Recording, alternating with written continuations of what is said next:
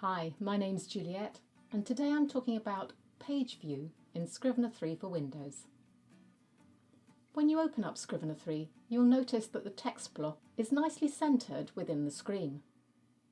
However, you may also have noticed that under View on the toolbar, there's something else called Page View.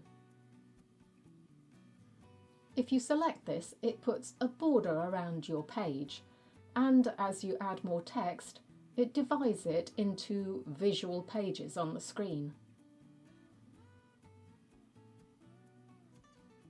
More like you'd see in a word processor. Don't be fooled. This is not a true page view. I'm afraid this is just a cosmetic look for those who prefer it, rather than an actual representation of what your pages will look like. These are the actual words in the Scrivener documentation.